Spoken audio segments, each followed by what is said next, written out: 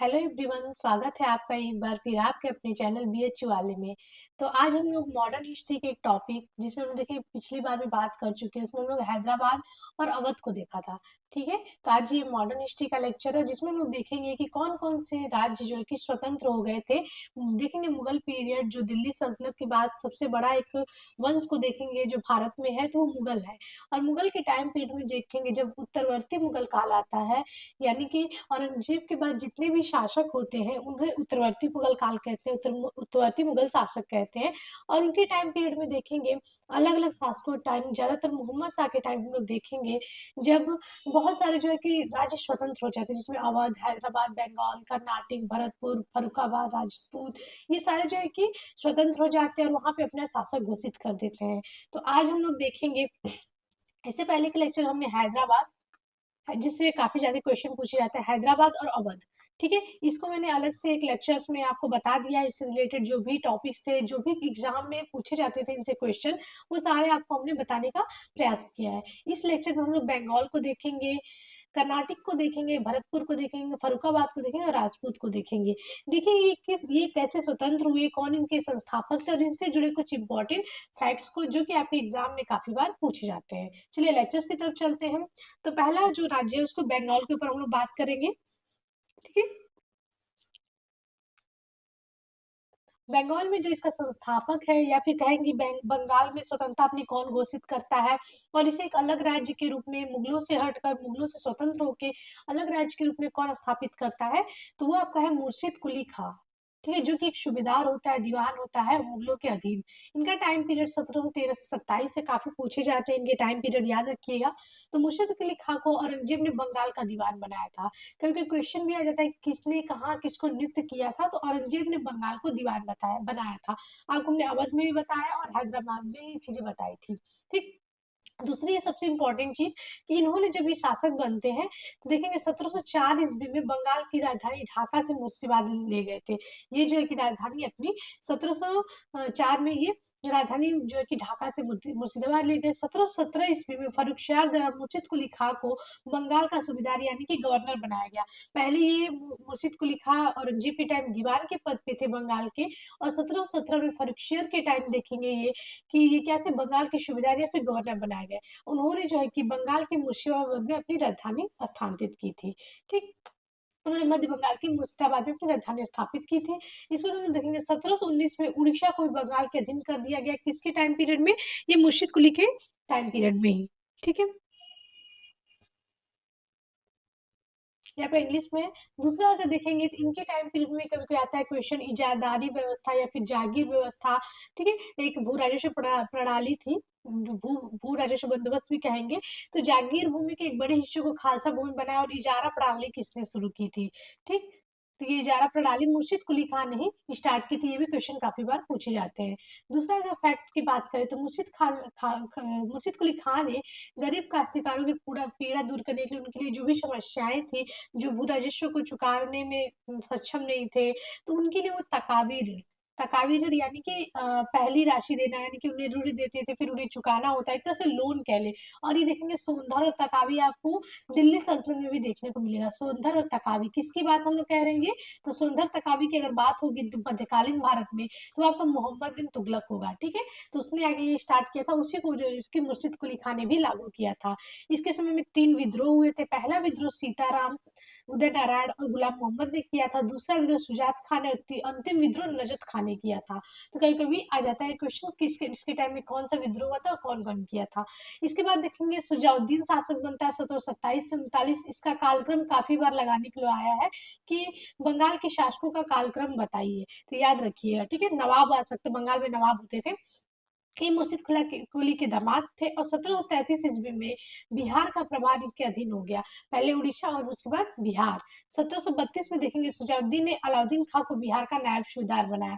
यानी कि देखो, जो अलवर्दी खां जो कि एक बहुत महत्वपूर्ण बंगाल में शासक होता है, तो बिहार का नायब बनाया था अलवर्दी खां को। कौन? सुजाउद्दीन ने बनाया था 1732 में। इसके बाद हम देखेंगे सरफराज खां। शासक बनते सरफराज खां, 1739 से 40 इनका टाइम पीरियड है। और इनके स्थान पे देखिए इनका पुत्र जो सरफराज है, ये सुजाउद्दीन खां के क्या थे, पुत्र थे, और ये बंगाल के नवाब बनाए गए। इन्होंने आलम उद्दौला हैदर जंग की उपाधि धारण की, और अलीवर्दी खान ने इन्हें गिरिया गिरिया नामक स्थान पे सरफराज की हत्या कर दी थी। 1740 में गिरिया का युद्ध हुआ था। ठीक, इसी युद्ध में पहला युद्ध इन्हीं के बीच में था, गिरिया का युद्ध। तो इसी में इनको पराजित करते हैं। इसके बाद शासक बनते हैं आपके अलीवर्दी खां, जो 1740 से 1756 में होते हैं। गिरिया के युद्ध में हराते हैं सरफराज खां को, जो कि बिहार के सूबेदार बनाए जाते हैं सुजाउद्दीन के द्वारा। गिरिया का युद्ध कब होता है, 1740, काफी बार पूछा जाता है। तो इसमें ये इसे गिरिया नामक स्थान पे हराते हैं और 1740 में बंगाल का नवाब बनते हैं। इन्हें बंगाल का वास्तविक जन्मदाता कहेंगे, स्वतंत्रता का प्रवर्तक कहा जाता है अलीवर्दी खां को। ठीक, दिल्ली से इन्हें महावत जंग की उपाधि भी मिली थी मुगलों द्वारा। अलीवर्दी खां को मराठों द्वारा बहुत नुकसान उठाना पड़ा था, बहुत सारी चीजें उनको क्षति हुई थी। और उन्होंने 1751 में देखेंगे मराठा सरदार रघु जी, ठीक है, रघु जी का भी नाम है, इन्होंने कई सारी संधियां अंग्रेजों से भी की थी संधि की। और इस संधि के माध्यम से उसने मराठों को उड़ीसा प्रांत और 12 लाख रुपए वार्षिक चौथ देने का स्वीकार किया।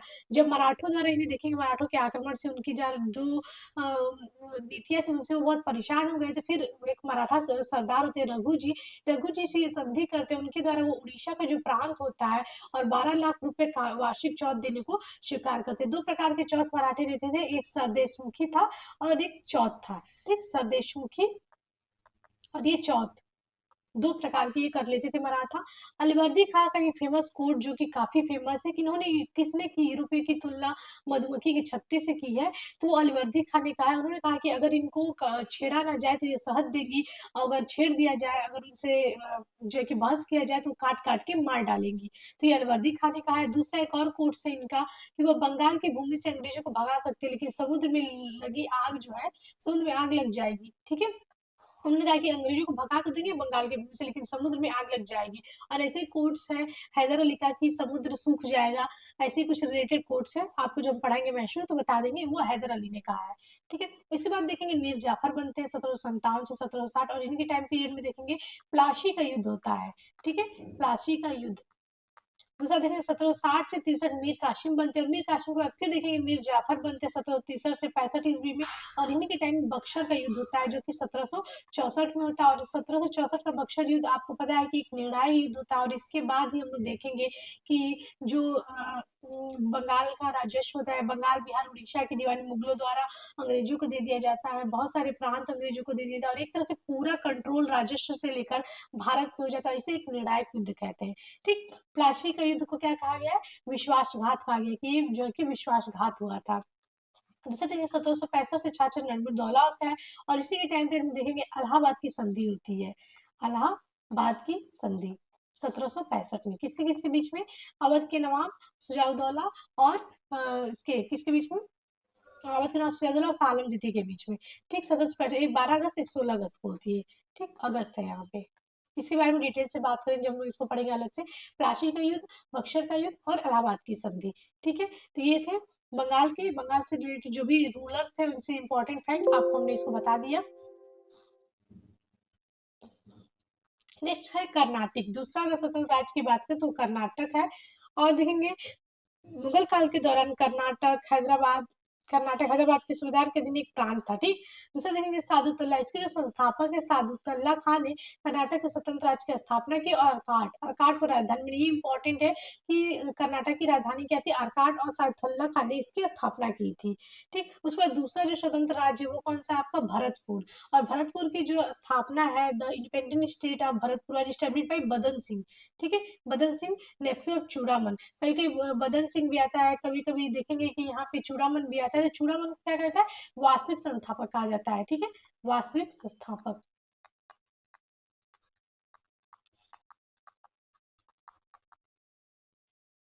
दूसरा देखेंगे ये जो राजा राम है, ये देखेंगे अकबर के जो बहुत सारे देखेंगे अलॉन्ग विद कंपेनियंस रामचेरा dug Akbar grave in Sikandra in 1688 burnt his bones. देखेंगे अकबर की जब ये राजा राम के टाइम पे हम देखेंगे मुगलों से बदला लेने के लिए ये भरतपुर के शासक क्या करते हैं कि जो अकबर का कब्र होता है उसको निकाल के उसकी हड्डियों को जला देते हैं। तो ये जो है कि पूछा जाता है कि अकबर की कब्र में से उसके शव को निकाल कर हड्डियों को कौन जलाते, तो वो राजा राम थे, भरतपुर के ही शासक थे। दूसरा देखिए चूड़ामन जिन्हें वास्तविक संस्थापक कहा जाता है जाटों का।